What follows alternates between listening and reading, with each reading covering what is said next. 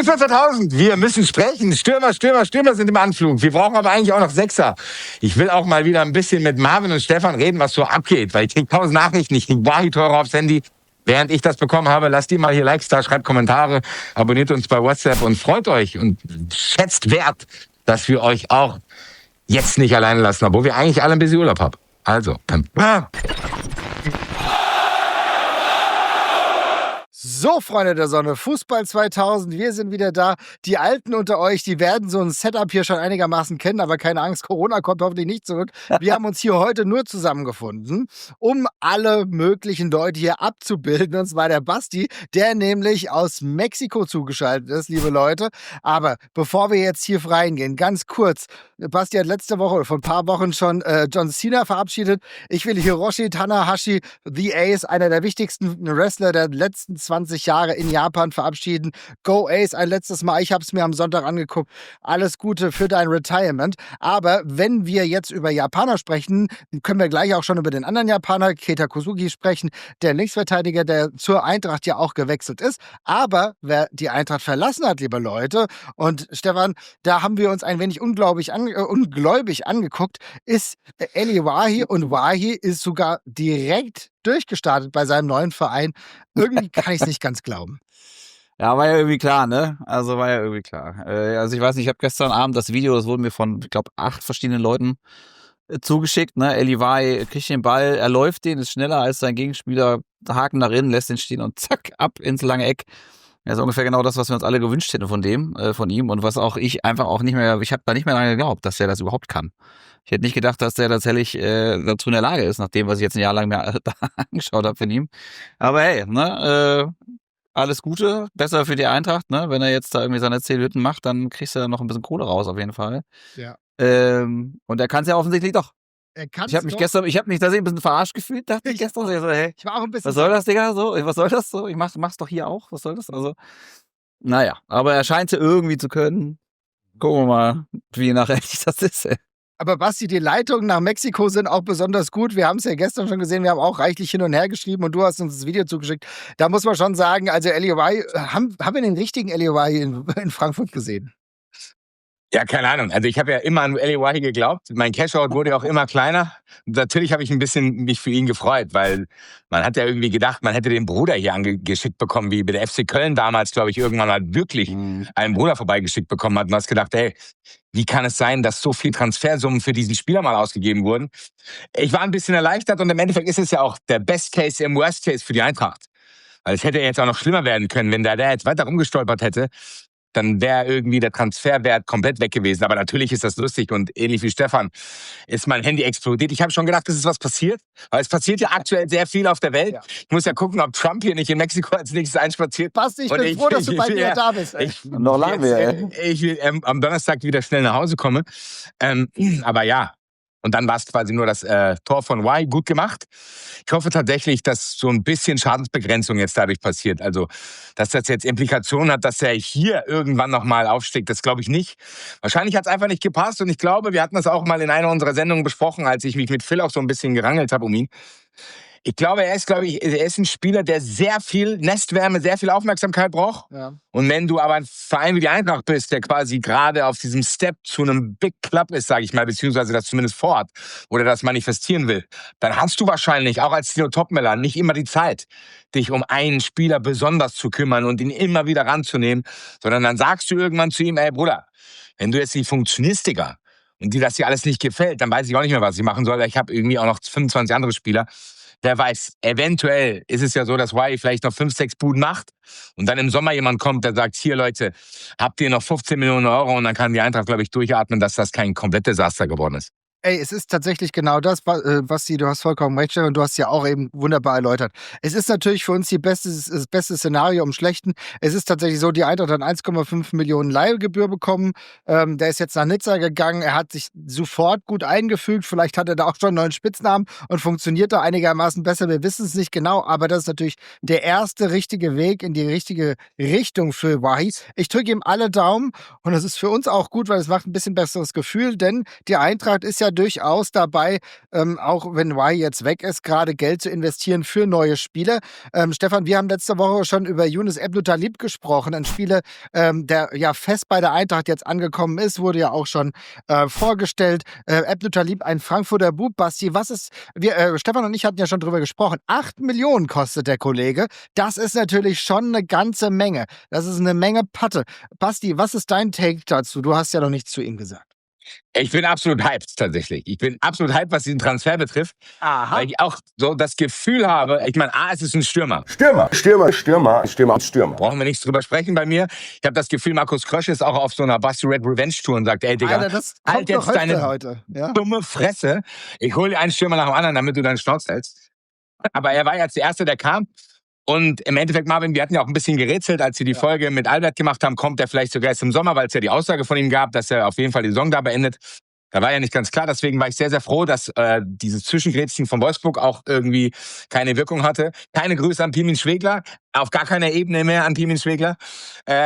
Und ich bin richtig hyped. Ich habe das gemerkt. Auch hier kamen wieder tausende Nachrichten. Ich meine, Stefan, wir haben auch geschrieben, Marvin, wir haben auch geschrieben so, ey, das zündet einen wieder an. Und diese Lethargie der letzten Wochen ist so ein bisschen weg. Das liegt vielleicht auch ein bisschen an der Sonne hier und ein bisschen am Meer.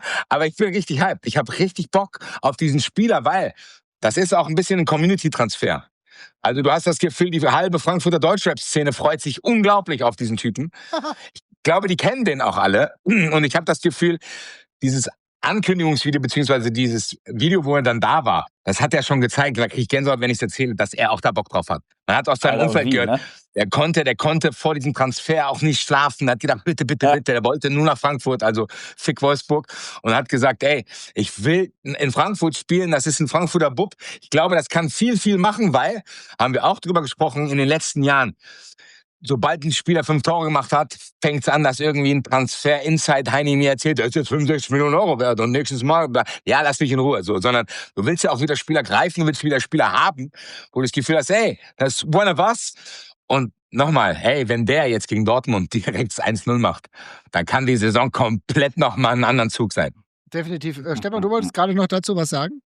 Ja, ich fand's auch geil. Wir hatten ja gesprochen letzte Woche vor der Verkündung, glaube ich, ne? Und ich finde auch die Art und Weise, wie der jetzt da dargestellt wurde und wie er quasi sich dargestellt hat in den Videos, die Eintracht veröffentlicht hat und so weiter, fand ich mega, weil du hast auch total gemerkt, wie viel denn das bedeutet, in seine Heimatstadt zurückzukommen und hier dann halt für seinen Verein zu spielen. Weißt du, dann kam dieses Foto, wo er bei Kevin Trapp irgendwie steht, als 12-, 13-Jähriger oder sowas, weißt du. Dann sagt er im Interview so, er hätte fast Tränen in den Augen gehabt und so, ne? Also der hat richtig Bock auf die Nummer.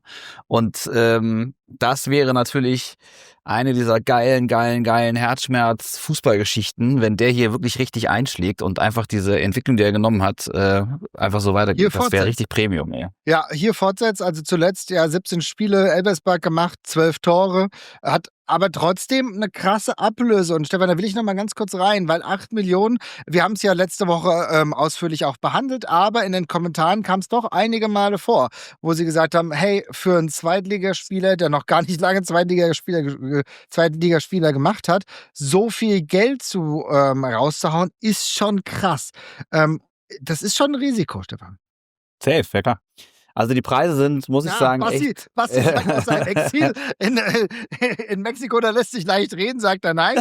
Aber Stefan, du erst mal bitte ganz kurz, ja? Ja, das ist wahnsinnig viel Geld, ne? 8 Millionen, das ist was früher irgendwie, das ist noch gar nicht lange her, da wäre das Rekordtransfer gewesen halt so, ne? Und wie gesagt, wir hatten letzte Woche haben wir über die Preise generell gesprochen, die sind irre geworden. Also der Markt ist eine absolute Vollkatastrophe. Du zahlst wirklich für einen normalen, aber für einen Spieler, der früher irgendwie, 10 gekostet hätte, zahlst du jetzt 40, und für einen wie Ebnou-Talib, der vor 10 Jahren vielleicht 3 oder 4 gekostet hätte, zahlst du jetzt halt 8. Und da muss ich schon sagen, so, boah, da wird mir manchmal ein bisschen schwindelig, auch wenn du jetzt siehst bei den anderen Stürmern, über die wir gleich auch noch reden, die jetzt in der Verlosung sind, welche Summen da kursieren, ne, so an Kaufoptionen und so weiter, da denke ich oft dann so, wow, Alter, wow, ist das viel Geld? Und ist das viel Geld, was die Eintracht irgendwie halt auf dem Markt dann irgendwie bewegt, ne, und irgendwie wieder reinpumpt. du hast eben bist eben nicht VfL Wolfsburg, wo Pirmensch-Wickler jetzt einmal kurz irgendwie zum Tresor geht und dann ist es scheißegal, ne? Du kannst einfach ausgeben, was du willst, sondern du musst immer diese krassen Transfers machen, um dann halt neue Transfers zu finanzieren, nur dass die neuen Transfers halt teurer werden einfach, ne? Also als vor ein paar Jahren hast du so einen Baroja geholt für 8 Millionen. Jetzt holst du eventuell Kalimondo für 25 oder ein Elivai letzten Winter für 26, 25 oder sowas, ne? Und die Summen sind schon was mich beschäftigt auf jeden Fall. Ja, beschäftigt mich tatsächlich auch. Insbesondere muss ich sagen, es gibt ja mittlerweile so eine Komplettversion des Transfermarktes. Wenn ich beispielsweise sehe, wir haben ihn alle leidvoll verabschiedet, Omar Mamouche, unfassbarer Fußballer. Ja, und dann holt City jetzt wieder einen für 75 und so. Das ist doch zum Kotzen, Alter, ganz im Ernst. Die können einfach machen, was sie wollen. Die können hier mal 70, hier mal 80, dann nochmal 90, dann holen sie einen zweiten Stürmer für 75 und so. Ja. Das ist doch Bullshit, Alter. Und natürlich verdirbt das irgendwie die Preise auf der ganzen Welt. Das kotzt mich an. Sowas darf eigentlich nicht sein. So, da musst du eigentlich reglementieren. Wie kann das denn sein, dass die jetzt, weißt du, ein Jahr lang spielt der spielt sogar eine gute Rückrunde jetzt im Frühjahr. Jetzt wird der da aussortiert, keine Ahnung, und die holen den nächsten für 75. Das ist doch total asozial, als würden wir irgendwie Monopoly spielen, ey. Ja, ich finde es auch eine Komplettperversion. Dann lass uns den doch. Dann lass uns den doch da. Ist doch gut. Ja, auf jeden Fall. Oder zahl uns das Geld zurück und wir übernehmen das Gehalt. Ja? Ja. So, also insofern, irgendwas könnte man dann ja machen. Aber das ist auf jeden Fall sehr frustrierend, wenn ich sehe, dass auch wirklich Top-Spieler, die auch sogar performen, also die ja keine kompletten Vollnieten sind oder so, dann überhaupt nicht diese Zeit auch bekommen, noch weiter zu reifen. Das ist einigermaßen frustrierend. Aber Basti, du hast eben vehement mit dem Kopf geschüttelt. Als ich gesagt habe, die 8 Millionen, das ist viel Geld. Ich merke, du bist natürlich im Drogen- und Luxusparadies in Mexiko. Das ist hier gar nichts.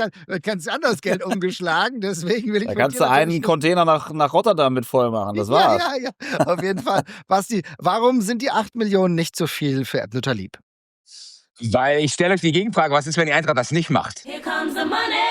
Here we go. Das ist eine sehr gute Frage. Das heißt, also. Was ist, wenn die Eintracht dieses Los nicht kauft und irgendeiner würde, dann will ich euch mal sehen, wenn der irgendwo anders hinwechselt für 8 Millionen Euro, schießt 7 Tore in der Rückrunde und ihr beide sitzt dann hier und da. Die 8 Millionen hätte man aber auch ausgeben können. Das ist ein Frankfurter Bub, der hat hier vor der Tür gespielt. Bla, bla, bla, bla, bla. Also natürlich, ich betone nochmal, das ist ein Rubbellos. Ja. Du weißt es nicht. Das ist eine heiße 7. Du weißt nicht, ob das funktioniert. Aber es ist kein überteuertes Rubbellos, sondern es ist ein Stürmer, der hat gezeigt, er weiß, wo das Tor steht. Er hat diese Geschichte, Stefan hat dieses Vorstellungsvideo angesprochen, was es ihm selber bedeutet, was es den Fans auch bedeutet. Denn ich merke, wie dieser Transfer aufgenommen wird. Ja. Dann hast du dir nicht nur einen Spieler gekauft, sondern du hast dir auch ein bisschen Hype zurückgekauft in einer Hinrunde, die wirklich irgendwie emotional merkwürdig war. Wo man gesagt bekommen hat, ja, das ist alles in Ordnung, wo man tabellarisch gesehen hat, ja, das ist alles in Ordnung. Durch diesen Transfer hast du eine Story auch. Und ich meine, Fußball, das sind auch Geschichten. Das ist nicht nur irgendwie Expected Goals und bla bla bla und hier die Tabelle stimmt doch, sondern das sind Stories. Träumen. Ja, es ist so im Endeffekt. Das verkaufen die uns. Das ist ein Entertainment. So. Und das ist im Endeffekt eine geile Story. Und ihr habt das gerade beschrieben, dieses Entfernen vom Fußball. Dass du da 70 Millionen da, 120 da und dann geht er wieder dahin. Und dann hast du hier eine Entourage und Social Media und bla, also dieses ganze Zeug, was einen wirklich irgendwie fast schon überfordert.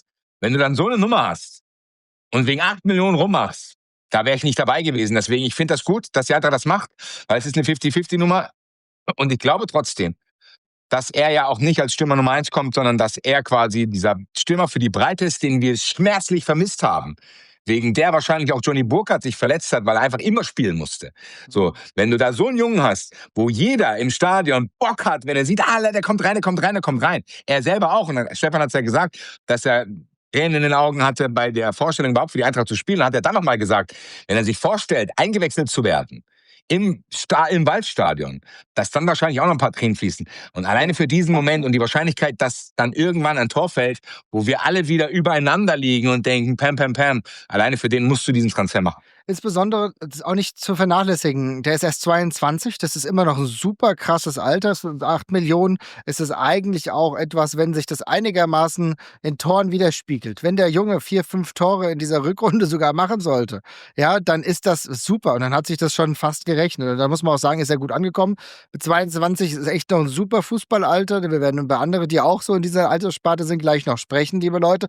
Schreibt mal in die Kommentare, was ihr zu Ebnuter Lieb sagt. Also, wir haben ja jetzt schon das Gefühl, also hier eher positive Grundvibes und darüber hinaus darf man auch nicht vergessen, dieser Frankfurter Aspekt, den haben wir jetzt schon einige Male erläutert, aber es ist tatsächlich ja so, dass die Eintracht ja einen stetigen Wandel auch im Kader hat und es ja immer wieder neue Anknüpfungspunkte gibt. Und Basti, du hast es eben schon angedeutet, ne? Auch mal wieder jemand, der wirklich so eine Frankfurter DNA mit sich bringt und gleichzeitig nicht eine gewisse Alterssparte bedient, wie Timmy Chandler beispielsweise, wo man weiß, es geht nicht mehr so lang. Wenn Ebnu Talib eingewechselt wird, ist da vielleicht nochmal ein anderer Vibe und du hast gleichzeitig aber dieses Frankfurter Gefühl mit eingekauft. Ich kann mir vorstellen, mal gucken, wie es läuft. Aber dass das auf jeden Fall ein gutes Asset wird, aber gleichwohl nicht der einzige Stürmer. Und der einzige Stürmer wird er nicht sein, denn jetzt kommen wir nämlich über einen nächsten Stürmer zu sprechen, der wahrscheinlich, beziehungsweise, wenn ihr das jetzt hier seht, wahrscheinlich schon fest den Vertrag in den Händen hält bei der Frankfurter Eintracht. Denn die Tiere, wollte ich schon sagen, die Vögel pfiffen es von den Dächern. Arnaud Kalimuendo, 23 Jahre alt, aktuell bei Nottingham Forest unterwegs, da aber nur mit Kurzeinsätzen, am Wochenende jetzt auch einen Kurzeinsatz gehabt.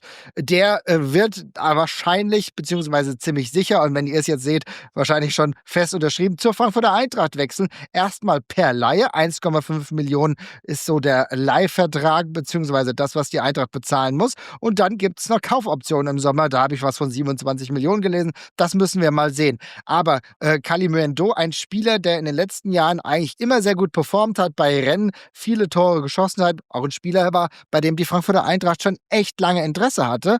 Dann ist er zu Nottingham gewechselt, hat viel Geld gekostet, da hat es nicht funktioniert, aber jetzt sieht alles danach aus, als würde er den Weg an den Main gehen, lieber Stefan. Was ist dein Take dazu? Findest du, ist das der Spieler, auf den man jetzt setzen sollte? War das die richtige Nummer?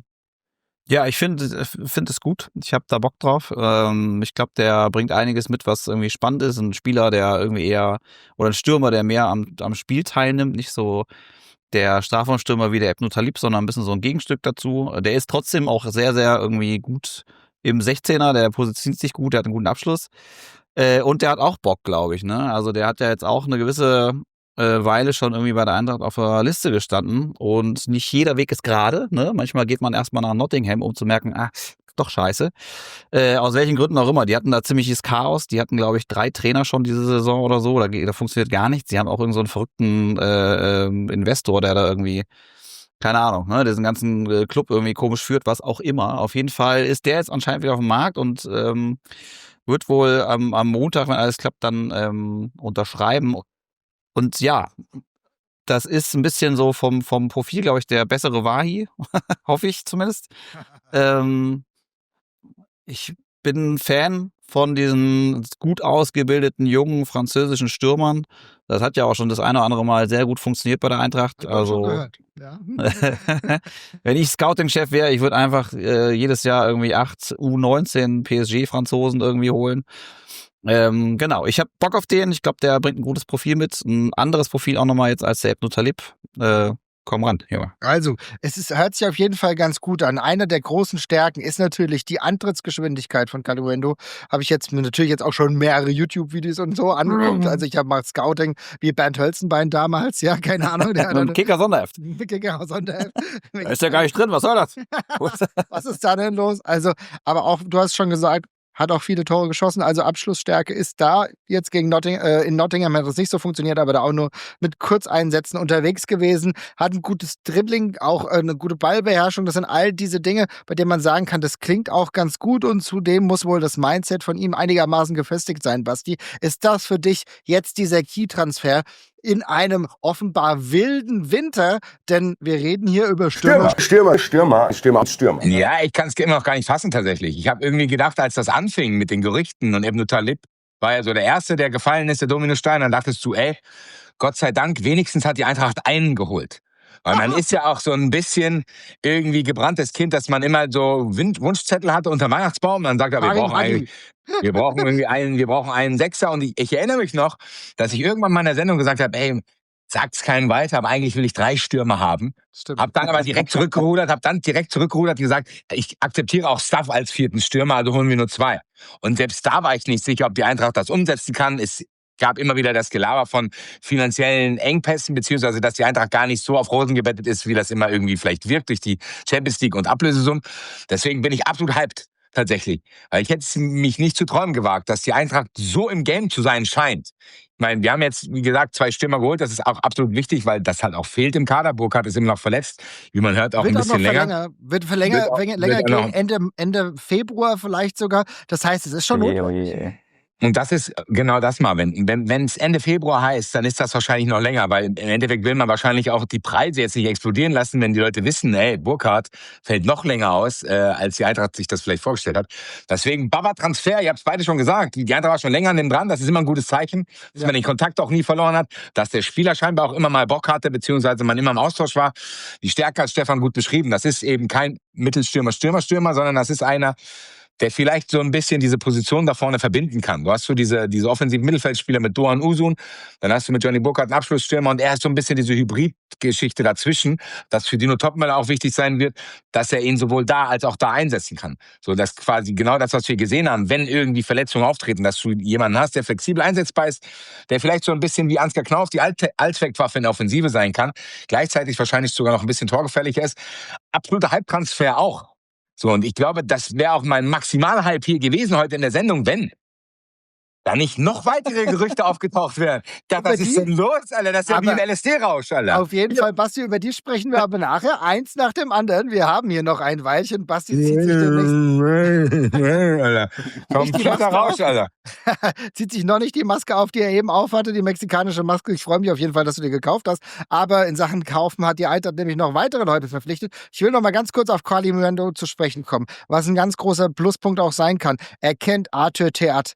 Die beiden haben schon zusammengespielt und wir wissen natürlich auch, wie positiv Arthur Theat über die Frankfurter Eintracht spricht. Ich glaube, der wird ihm schon erzählt haben, das ist hier ein Verein, da kann man was reißen und gleichzeitig kann man sich auch zu Hause fühlen, weil Theat, auch wenn er mal schlechte Spiele gemacht hat, ich glaube, die Menschen sind hier sehr gewogen. Also das kann ein Vorteil sein. Ich bin super gespannt, was Kalimuendo für die Eintracht bringt. Kurze Ergänzung noch, Marvin.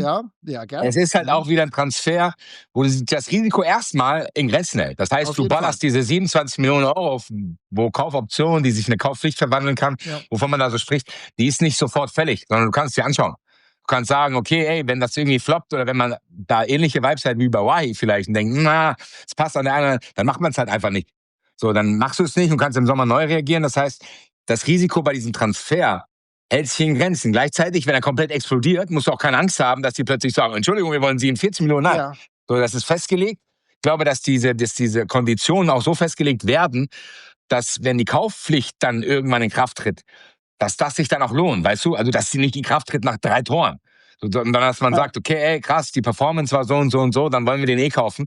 Dann ist es uns auch egal, ob es eine Option oder eine Pflicht ist. Deswegen auch hier, meiner Meinung nach, absolut alles richtig gemacht. Und kommen wir vielleicht dann auch abschließend später nochmal zu, endlich erkannt, dass das eben nicht so geil war, wie das in der Hinrunde aufgestellt war.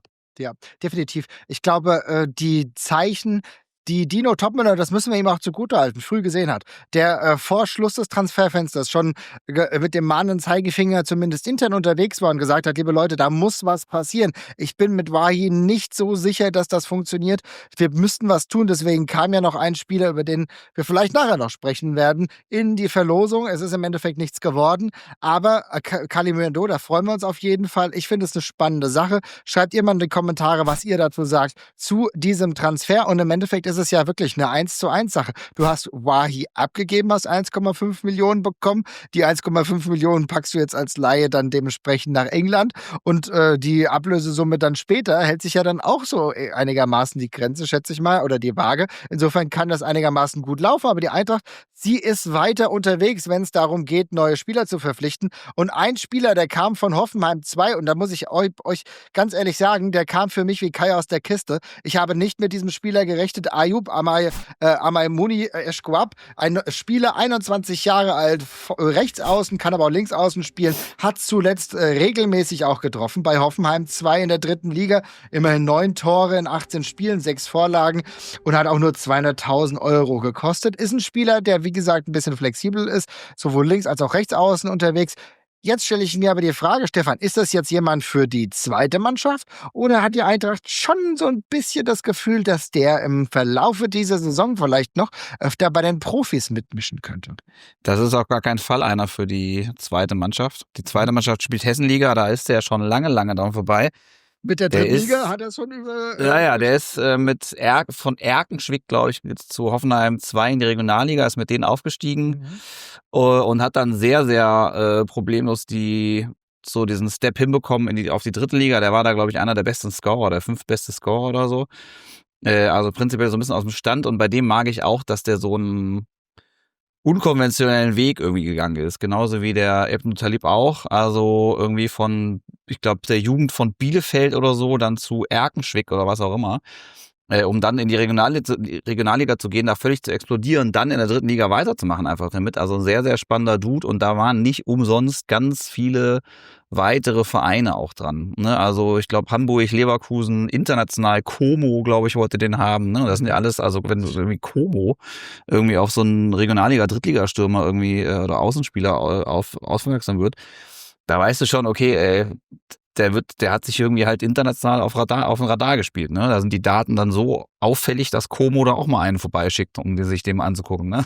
Ja. Also das könnte tatsächlich auch, genau wie Ebn Talibs auch, muss nicht klappen, kann aber gut klappen. Der bringt auch ein spannendes Profil mit, irgendwie schneller, trickreicher Außenspieler. Für den Kurs kannst du überhaupt nichts falsch machen, und ich glaube auch, dass der einer ist, der jetzt in den letzten 1,5 Jahren gemerkt hat, oh, okay, krass, ich kann vom Niveau her noch weiter hoch. Und jetzt ist er bei einem geilen Verein gelandet, wo viele junge Spieler irgendwie in den letzten Jahren nochmal einen Step gemacht haben. Ich glaube, dass der auch richtig Bock hat. Ich muss sagen, ich habe seine Antritts-PK gesehen und auch die Statements, die er so gegeben hat. Ich muss schon sagen, das war äußerst sympathisch.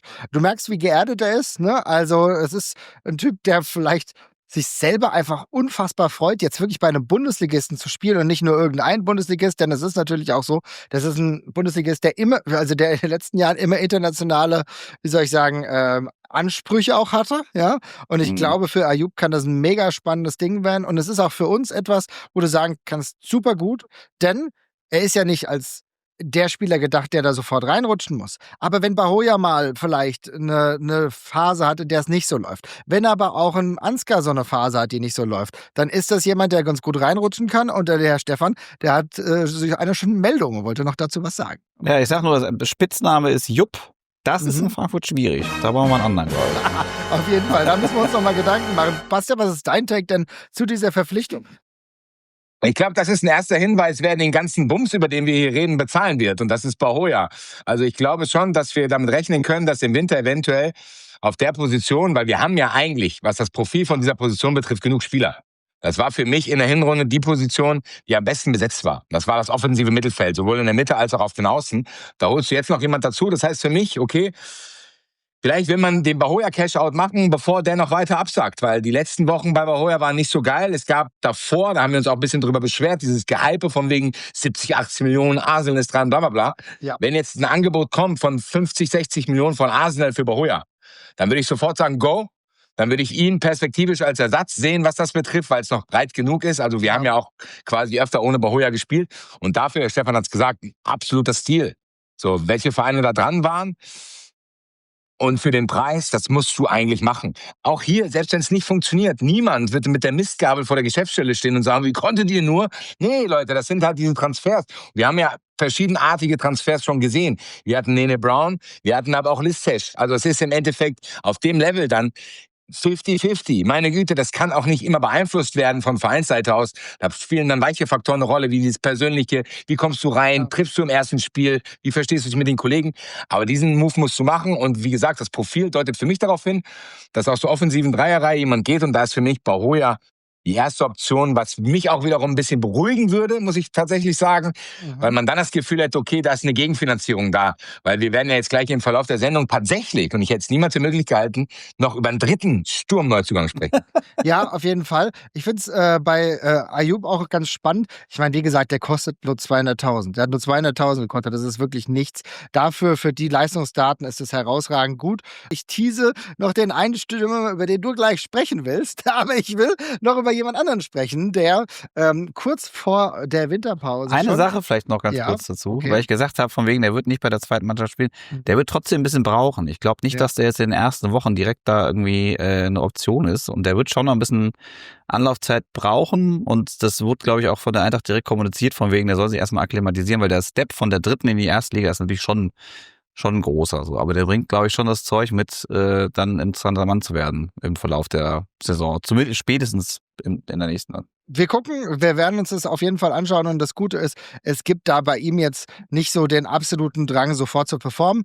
Aber liebe Leute, ihr habt es gerade schon gehört. Seht ihr das so, dass Baroja wirklich schon den Verein verlassen könnte jetzt im Winter? Ich muss sagen, transfertechnisch ist da doch nichts klar. Man hat so ein paar Gerüchte gehört. Schreibt mal in die Kommentare, wie da euer Take zu ist. Aber ich will mit euch hier in dieser Runde, lieber Basti, lieber Stefan, noch ganz kurz über einen anderen Spieler sprechen, der jetzt neu bei der Eintracht auch im Training dabei ist. Und zwar ist es der liebe Love. Er hat einen geilen Namen, Love Ahoff. Und er ist erst 17 Jahre alt, wurde ja im Sommer schon verpflichtet, ist ein schwedischer U-Nationalspieler und offensiver Mittelfeldspieler tatsächlich. Ich bin jetzt mal gespannt. Er hat jetzt die Saison noch in Schweden fertig gemacht und jetzt ist er plötzlich am Start, ist jetzt auch schon im Training dabei.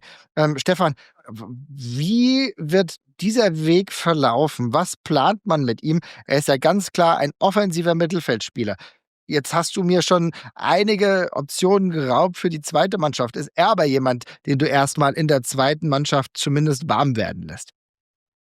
Ja, gut, ich meine, der ist 17, ne? Der könnte prinzipiell auch noch U19 spielen. Da weiß ich ehrlich gesagt nicht, wie die Eintracht das plant. Zumindest die Kids, die aus Nachwuchs kommen, ich meine, der ist ja jetzt ein externer Zugang, aber zumindest die Kids, die bei der Eintracht das System durchlaufen, bei denen wird schon darauf geachtet, dass sie frühestmöglich irgendwie gegen Ältere spielen, um sich halt so ein bisschen so eine Wettkampfhärte abzuholen. Ja. Ob der sich da jetzt irgendwie in der Hessenliga in Waldgirmes oder so aufreiben muss, nachdem er in der schwedischen ersten Liga jetzt ein komplettes Jahr lang gezockt hat. So, ich habe seine Leistungsdaten gerade nicht vor Augen und inwieweit der da irgendwie. War ein relevanter Spieler, das ist halt das Ding, ne? Aber da weiß ich nicht so genau, was die Eintracht dem quasi, welchen Plan die dem aufgezeigt haben, aber ich glaube, Hessenliga wird es nicht sein. Ich glaube nicht, dass der sich da von irgendwelchen, weiß nicht, Studenten und Klempnern und Bauarbeitern irgendwie die Hacken brechen lässt, weißt du, unter der Woche auf so einem Kartoffelacker. So mal, ne, übertrieben gesagt so. Sondern ich glaube, dass der wird, ob der jetzt direkt eine Option ist für die Profis, ich kann den wenig einschätzen, muss ich ehrlicherweise sagen. Kein Plan. Ich bin gespannt auf den, weil der gilt ja schon so, ich meine, wenn du so einen 16-Jährigen verpflichtest für 4,5 Millionen, da waren ja auch andere Vereine noch dran. Der muss ja was können, mit 16 so eine komplette Saison da auch zu spielen. Jetzt ist er, ich glaube, 17 geworden im Sommer irgendwann, glaube ich. Ja. Das ist ja aber eigentlich kein Alter, ne? Dafür, da hat er jetzt schon irgendwie ein Jahr Profifußballer auf dem Buckel. Also auf den bin ich sehr gespannt. Inwieweit der eine Option ist jetzt direkt. Wahrscheinlich braucht er auch ein bisschen, ne? Ja, ich finde es halt nur spannend, weil ich habe ihn jetzt einfach dazu genommen, weil es für mich jetzt relevant war, alle Winterneuzugänge jetzt auch nochmal zu thematisieren. Und da ist der Lowe jetzt auf jeden Fall ein sehr spannender Name, der wahrscheinlich aber nicht sofort in einen relevanten Peak kommt. Was aber auf jeden Fall relevant sein könnte, ist, dass er bei der Youth League dann noch dabei ist. Das könnte ich mir sehr, sehr gut vorstellen. Basti, hast du einen Take zu dem jungen Schweden? Nee, aktuell nicht, muss ich sagen, weil ich kann das auch überhaupt nicht einschätzen. Sehen wir den vielleicht in 2 Jahren, sehen wir den direkt? Wird er verliehen? Das ist auch eine Option, die man sich vorstellen kann. Also wir hatten ja in der Vergangenheit, wie ich habe Listesch von erwähnt, einige von diesen Transfers, wo du als Eintracht halt sagst, okay, mit 16 kannst du es auch nicht komplett prognostizieren, wo geht die Reise hin? Das weiß man nicht. So, da kommen noch Entwicklungsstufen, Wachstumsstufen kommen dann noch dazu. Aber ihr habt schon gesagt, er hat eine komplette Profisaison gespielt, also so ganz weit weg wird er nicht sein. Aber es ist jetzt keiner, den ich irgendwie in meinen vorgefertigten Kadern habe für die Rückrunde, wo ich denke, der wird mal irgendwie viele Spiele von der Bank bekommen. Wenn das passiert, lasse ich mich gerne überraschen, aber es ist jetzt niemand, wo ich sage, ey, schaut euch den für die Rückrunde an, sondern wenn, dann wahrscheinlich erst ab Sommer. Ich bin sehr gespannt, was mit dieser Personalie es auf sich hat und wie er sich entwickelt. Liebe Leute, schreibt eure Hoffnungen mal in die Kommentare. Und jetzt müssen wir natürlich noch über den einen oder anderen Namen sprechen. Wir haben ja jetzt schon vor einigen Wochen über Keita Kosugi, den 19-jährigen japanischen Linksverteidiger, gesprochen. Den wollte ich jetzt nur noch mal ganz kurz erwähnen. Ist ein Linksverteidiger, der, glaube ich, ja auch roundabout 4 Millionen gekostet hat, kam von schwedischen Verein Djurgården IF, ist japanischer Nationalspieler und wir hatten es damals schon gesagt, vielleicht diese Option, die über kurz- oder mittelfristig Nene Brown ersetzen wird. Wie weit es da geht, wir haben noch nichts Konkretes gehört. Ich habe bei Brown schon ein bisschen leider gehört, dass der Manchester United deutliches Interesse hat. Dann bin ich mal gespannt und hoffe, dass das wenigstens im Sommer erst der Fall ist und nicht im Winter. Das Also da muss man einhaken, nee, also Der nach braucht zu nicht zu Manchester United Manchester, musst ganz du im nicht Ernst. mehr. Also der ist über Manchester United. Ist Also so. wir brauchen, das ist so ein 90er-Gerücht, so Manchester United angerufen. Da braucht Nene Brown nicht mehr dran gehen.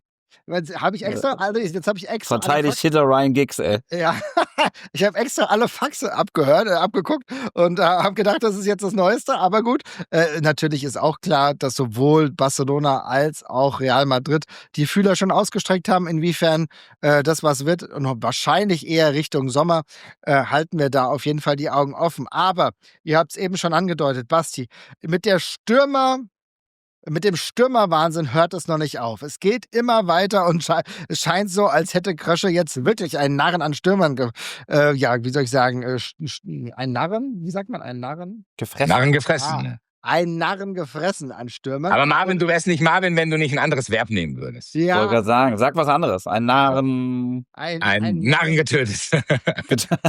ja, einen Narren gefangen gehalten. Das machen wir. Wir machen so eine Gegenbewegung zu Karneval. Ja. Wo man für die Zeit von Karneval Narren gefangen hält, damit die das sich ausüben können. Ja, genau. Und wir besetzen dann den Staat. Aber gut, anderes Thema. Wir wollen ja nicht zu politisch werden. Und zwar geht es jetzt darum, dass ein Name immer wieder in die Verlosung hineinkommt und jetzt doch wieder relevant wird. Ozula von Newcastle United, Mittelstürmer, zuletzt nur Einwechselspieler gewesen, zeitweise auch verletzt, aber auch erst 22 Jahre alt. Es ist der Spieler, bei dem man im Sommer schon gedacht hat, vielleicht könnte der zur Frankfurter Eintracht wechseln. Und lieber Basti, es sieht wirklich so aus, als könnte das sogar auch noch eine Sache werden. Was ist da denn los? Ich weiß gar nicht, was ich sagen soll dazu. Also das ist völlig überfordernd, dass das alles auf einmal kommt. Also normalerweise denkst du, okay, der eine Stürmer in der Hand, 2 Wochen später. Nee, ich habe das Gefühl, das ist hier alles zwischen den Jahren komplett in eine Twilight Zone verwandelt worden. Und du hast schon einen Stürmer geholt, der andere ist praktisch schon da. Und dann hast du gedacht, geil, dann sind wir wahrscheinlich gut aufgestellt, weil ich habe dann erstmal gesagt, so, slow down. Ich will auch, dass Ibn Talib zum Beispiel realistische Chancen hat zu spielen. Ich hätte jetzt wahrscheinlich gar nicht gesagt, noch einer. So, dann hast du es vorhin gesagt, Marvin, die Burkhardt-Verletzung scheint schwieriger zu sein, als man sich das vorgestellt hat. Und da kommt wahrscheinlich jetzt ins Game, dass man sagt, okay, man probiert noch ein Modell, wie bei Kalimuendo, dass du jemanden leihst und dann gucken kannst, ob du ihn im Sommer kaufst. Finanzielles Risiko hält sich somit an den Grenzen, zumindest was die Ablösesumme betrifft. Ja, und dann tauchen ja 2 Namen auf. Ich glaube, Ozula ist nicht der einzige. Sherif ist, glaube ich, noch irgendjemand aus Frankreich. 19 Jahre, spielt bei Angers. Ist auch ein Spieler, der tatsächlich im Vergleich öfter getroffen hat. Ne? Ist also jemand, der voll im Saft ist. Trotzdem würde ich aber sagen, 19 Jahre Angers. Ich habe so ein bisschen Bedenken, dass wenn der zu uns kommt, dass der dann vielleicht wirklich nicht spielt und da wäre vielleicht mehr verschenkt. Bei Ozula, der auch wahrscheinlich sagt, okay, der muss irgendwie ein bisschen Einsatzzeit bekommen, die bekommt er bei Newcastle nicht, ist es vielleicht für ihn auch weniger Risiko als bei Sherif, weil wenn wir wirklich, wenn es wirklich so ist, dass wir Kalimuendo noch bekommen, dann ist ja da vorne der Laden auch schon einigermaßen dicht. Aber genau, du hast gesagt, es sind mehrere Leute. Ich weiß nicht, ob der Laden voll ist, ehrlich gesagt, weil mir macht das mit Burkhardt ein bisschen Sorge. Weil wenn du wieder fit bist, wenn der Ende Februar erst wiederkommt, dann sind das 4 Monate. So, und das ist 4 Monate, ist keine Larry-Verletzung, sondern das ist 4 Monate. Dann wird es auch noch mal dauern, bis der wieder komplett drin ist, wo man sagen kann, okay, das ist unser Startstürmer. Das heißt, ich glaube, die Eintracht sucht jetzt mit diesem 3. Stürmer im Winter eigentlich den Stürmer Nummer 1. Und das wird meiner Meinung nach einer von beiden sein. Stefan hat es vorhin gesagt, Kalimuendo ist kein Mittelstürmer. Ibn Talib, auf den kannst du dich, glaube ich, auf dem Niveau, wo die Eintracht ist, nicht verlassen als Stürmer Nummer 1. So, das ist jemand, der kann eine Doppelspitze bilden mit irgendjemandem. Ich glaube, dass die Eintracht Stürmer Nummer 1 jetzt erst holt. Und dann ist das tatsächlich, um mal Christopher Michel zu zitieren, Christopher Michel Official. ein Totalumbruch im Winter. Also das ist tatsächlich dann wirklich krass. Weil dann ist von den Stürmern, die wir zu Beginn hatten, von denen dann am Ende nur noch Knauf übrig geblieben ist, praktisch erstmal bis in den März rein kein einziger mehr da und du hast vorne komplett neue Boys. Also okay, das wäre natürlich wirklich krass. Also ich glaube schon, dass wir mit Kalimundo als Mittelstürmer da schon gut spielen können, aber du hast gesagt, das wäre natürlich es wäre ein krasses Stürmerbeben, lieber Stefan. Schätzt du das als realistisch ein, dass jetzt noch William Osula wirklich an den Main wechselt? Naja, let's go, ne? Ich meine, die Frage, die sich mir halt stellt, ist, wenn du jetzt den auch leihst, es wird ja ein ähnliches Modell gerüchtet, erstmal irgendwie 1 Million irgendwie Leihgebühr oder so, 1,5 und dann im Sommer halt eine Kaufoption. Die war ja im letzten Sommer, lag die ja schon bei 25, glaube ich. Jetzt hast du bei Kalimundo auch 25 Kaufoptionen, also ich kann mir nicht vorstellen, dass du dann beide tatsächlich holen würdest im Sommer. So, also 50 Millionen Euro jetzt nochmal für 2 Stürmer rauszuhauen, obwohl du im vergangenen Sommer erst 25 für Burkhardt hingelegt hast oder 23 oder was auch immer.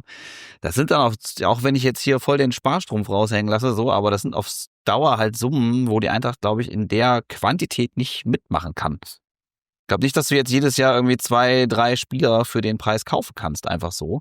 Ja. Und natürlich, da werden ja einige gehen. Wir haben Nene Brown schon irgendwie angesprochen, da kommt ja auch Kohle wieder rein und so. Trotzdem, weiß nicht, vielleicht sind das auch die ganzen Bruchhagen-Jahre, die mich jetzt so ein bisschen irgendwie traumatisiert haben. So.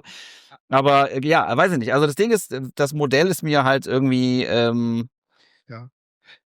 unschlüssig so, weil wenn du quasi zweimal dieses Modell fährst, Osula gegen und Kalimundo, aber für mich irgendwie relativ klar ist, dass du nicht beide holst im Sommer, dann ist klar, einer von beiden ist jetzt erstmal irgendwie so eine Soforthilfe. Das sind aber beide auch nicht so richtig, finde ich. Also der Osula war jetzt irgendwie relativ lange verletzt. Ich weiß gar nicht, inwieweit der schon wieder gespielt hat. Der hatte irgendwas am Knöchel oder so. Deswegen hieß es ja auch, dass die Eintracht da jetzt erstmal kein Interesse hat. Kalimundo hat auch erstmal ein halbes Jahr auf der Bank gesessen in erster Linie. Da muss man auch gucken, wie der aus der Kurve kommt. Wenn du jetzt einen leihen wollen würdest, irgendwie als Überbrückung bis zum Sommer, dann müsstest du halt einen gestandenen Spieler holen, der irgendwo anders halt, keine Ahnung, gerade keine Perspektive hat oder so, ne? Ja, und da wird es schwierig. Ich glaube, da wird es schwierig. Da haben wir den einen eben gerade angesprochen. Natürlich, das wäre der eine Sheriff, der natürlich bei Angers auch spielt, auch schon regelmäßig getroffen hat. Klar, das wäre diese eine Option, wirklich komplett im Saft. Ich kann mir aber trotzdem vorstellen, dass Kalimundo dementsprechend trotzdem auch ein Spieler ist, weil der immer wieder seine Kurzeinsätze hat zumindest in anderen Wettbewerben ja auch gespielt. Da würde ich da schon sagen, dass der näher dran ist. Was ich aber trotzdem ein bisschen strange finde, ist schon diese Stürmerwut, die wir im Sommer nicht gesehen haben. Und jetzt auf einmal kommt die komplette Stürmerflut an den Main geschwemmt. Und da muss ich schon sagen, ja, natürlich kann man das geil finden und Basti Stürmer. Aber irgendwie kommt es mir fast ein bisschen trotzig oder auch unstrukturiert vor. Oder bin ich dazu negativ? Nee, Leute, ganz im Ernst. Selbst wenn das Szenario eintritt, was Stefan gesagt hat, man holt beide, dann hast du im Sommer halt 4 Stürmer. Und ich halte das gar nicht für vollkommen übertrieben, weil es ist im Endeffekt natürlich auch so, es muss Geld reinkommen. Und mit Sicherheit wird es auch davon abhängen, wie Wahi performt. Weil wenn Wahi performt und du kriegst noch für ihn Geld, dann kannst du ihn 1:1 tauschen, dann hast du das Geld schon mal gespart, dann hast du einen Baba-Transfer im Sommer und du nimmst, come back later, please. Du hast natürlich, du hast halt 2 Rubbellose gekauft. So, und wenn beide funktionieren und harmonieren und du das Gefühl hast, okay, da haben die Gespräche stattgefunden und die Eintracht will halt mal mit 2 Stürmern spielen, dann brauchst du so viele Spieler. So, dann brauchst du auch genau diese Spieler, die dann da sind, weil ja Batshuayi weg ist, Wahi wird weg sein, du willst Ansgar Knauf nicht mehr einsetzen. Also von daher brauchst du für 2 Positionen, wenn du die in der Perspektive im Kopf hast, brauchst du auch 4 Spieler und das können auch genau die 4 sein. Und ich weiß nicht, ob das zu zurückhaltend ist, aber Marvin, ich glaube, so ein bisschen erkannt zu haben, was deinen Gedanken betrifft, natürlich, wenn ich es mir jetzt aussuchen könnte, wir holen jetzt diesen 3. Stürmer noch oder einen 6er, dann würde wahrscheinlich mein Pendel zum 6er ausschlagen. Aber auch da gibt's ja wiederum Gerüchte, deswegen, es ist momentan, ehrlich gesagt, für eine Bewertung viel zu undurchsichtig. Weil wir wissen nicht, wer geht. Es gibt jetzt plötzlich Gerüchte, dass Skiri zu Köln geht. Wenn du den dann ersetzt, dann hast du da wieder auch irgendwie Gehalt aufgefangen. Also es gibt sehr, sehr viele Variablen in dieser Diskussion, wo man auch aufpassen muss, dass man noch nicht so spricht, als wenn das alles stattgefunden hat. Ja. So, was festzuhalten ist bis jetzt, mit Ibn Talib und Kalimundo ist man schon gut aufgestellt. Und es wird niemand nicht mehr schlafen können, wenn du mit diesen Stürmern bis zur Burkhardt-Rückkehr in die Saison gehst. Ja, auf jeden Fall. Wichtig übrigens auch hier nochmal zu bedenken, Kosugi, über den wir kurz gesprochen haben, ist auch ein wichtiger Transfer. Ein sehr guter Linksverteidiger, der dir auch sofort zum Vorteil gereichen kann. Ich glaube, das ist total wichtig, darf man nicht außen vor lassen. Du hast die beiden Spieler benannt und es ist natürlich trotzdem so, dass du hast meinen Gedankengang richtig nachvollziehen können. Natürlich ist es nämlich trotzdem so, dass die Eintracht die zweitschwächste Abwehr hatte in der vergangenen Hinserie und dann denkst du dir, okay, und jetzt holen wir die ganze Zeit Stürmer. Das heißt, natürlich würde ich schon ganz gern auch noch mal überlegen, was machen wir vielleicht im defensiven Mittelfeld. Ich glaube, dass die Eintracht großes Vertrauen in ihre Verteidigung hat, in die Innenverteidiger. Ich glaube, dass dementsprechend dort nichts mehr passiert. Man setzt dort auf ein Zusammenwachsen. Dementsprechend bin ich relativ sicher, aber du hast jetzt angesprochen, Skiri könnte vielleicht die Frankfurter Eintracht verlassen und klar, Basti, wir können jetzt noch keine endgültige Bewertung vornehmen, das wird auch noch einen Monat dauern, denn liebe Leute, das dauert bis 2. Februar. Am 2. Februar schließt das Wintertransferfenster, das könnt ihr euch schon mal in euren Kalendern markieren, da sind wir nämlich mit Fußball 2000 auch wieder beim Redline Day natürlich dabei, aber lieber Stefan, teilst du so ein bisschen meine Skepsis oder würdest du sagen, nee, man muss nichts mehr da hinten machen? Das ist halt jetzt erstmal Stürme und dann schießen wir halt jetzt auch mehr Tore. Genau, dann geht jedes Spiel irgendwie 8-5 aus oder so. Genau. Würde ich auch nehmen. Ja, letzten Endes brauchst du einen Sechser. Das ist halt, ich meine, dieser Kader hatte irgendwie 2 eklatante Schwachstellen. Das war einmal irgendwie Sturm und halt die 6, wirklich ein defensiv denkender Sechser neben Elias Skiri. Es ist halt nicht Fußballmanager, was wir hier zocken, so, ne? Wenn das jetzt mein Spielstand wäre bei Bundesliga-Manager Hattrick und dann würde ich auf jeden Fall gucken, dass ich mir einen Sechser hole, eher als noch einen Stürmer Nummer 4. Bei dieser Stürmer-Thematik, was mich da so ein bisschen sticht, ist tatsächlich dann, dass du, wenn du jetzt einen 23-jährigen Kalimondo holst, einen 22-jährigen Ebnu Talib, einen eventuell noch 21-jährigen oder 22-jährigen Osula oder den 19-jährigen Sheriff aus Frankreich. Ich hätte es ganz gerne, dass man so einem Alexander Staff mal zeigt, hier, pass auf, du bist unser Stürmer Nummer 4. Ich kann schlecht einschätzen, inwieweit der schon weit genug ist oder auch rein körperlich zum Beispiel. Das ist schon ein ordentlicher Job da, ein ordentlicher Knochenjob da, irgendwie in der Bundesliga gegen irgendwelche 30-jährigen Verteidiger anzurennen und so. Trotzdem rein so für die Perspektive, das ist der beste Stürmer seines Jahrgangs. Und wahrscheinlich der beste Jugendstürmer, den die Eintracht seit Jahrzehnten hatte oder so. Weiß nicht, ob du dem da eventuell auch nicht irgendwie das falsche Signal gibst, wenn du jetzt Stürmer Nummer 4 und Nummer 5 und Nummer 6 holst. So und abgesehen davon dann auch diese Sechser-Baustelle eventuell. Ich glaube, das musst du wirklich lösen. Das musst du auch ansprechen. Es ist gar nicht viel Zeit, denn es beginnt jetzt schon die Trainingsphase wieder. Es geht jetzt am Montag jetzt los. Es ist jetzt so, dass auch jeder dann im Endeffekt zeigen kann, was er drauf hat oder wo die Richtung auch hingeht. Denn ich glaube schon, dass ein Krösche sehr bemüht sein wird, die Spieler, die gerade bei der Eintracht sind, aber keine Einsatzzeit finden, vielleicht wirklich noch per Laie oder so weiter zu vergeben. Ich finde es übrigens auch, Stefan, es war richtig, was du angesprochen hast, weil Staff, da wurde viel über ihn gesprochen. Viele sind super Talent ist, dann muss er zumindest auch weiter in die Nähe des Kaders halt auch rücken oder vielleicht auch mal Kurzeinsätze bekommen, würde ich genauso sehen. Aber das ist natürlich etwas, was, Basti, das müssen jetzt die Vorgesetzten der Spieler, das müssen jetzt Trainer und natürlich Krösche und Co. müssen das jetzt lösen. Ne? Ja, und das ist das Entscheidende. Das Entscheidende ist, was ist der Plan? Und auf mich wirkt das nicht planlos tatsächlich, im Gegenteil, sondern man hat eine knallharte Analyse gemacht. Man wird wissen, welchen Spieler kann man wo loswerden. Und ich glaube, das Wichtigste bei der ganzen Geschichte sind immer nicht die Ablösesummen. Ich glaube, dass man an Fixkostenpleite geht. Und ich glaube, wenn du da irgendwie Leute von der Payroll schaffst und du halt diesen Apparat an Gehältern irgendwie im Rahmen hältst, dann ist das auch alles in Ordnung, selbst wenn du mal 20 Millionen für Y rausgeblasen hast. Das schmerzt, aber ich glaube, was schmerzvoller ist, wenn du Spieler hast, die viel Gehalt ziehen und die du nicht los wirst. Und da muss man halt gucken. Ich glaube, damit ein Sechser kommen kann, muss ein Schwergewicht auf der Gehaltsliste verschwinden. Das ist entweder Dahoud. Das wäre Dahoud oder Skiri, einer von den beiden, glaube ich. Dass wenn du da den Platz schaffst, dass du dann da auch was machst. In der Verteidigung wird es, glaube ich, davon abhängen, ob man Amenda los wird oder Amenda in irgendeiner Art und Weise bleiben will und sich mit der Rolle zufrieden gibt.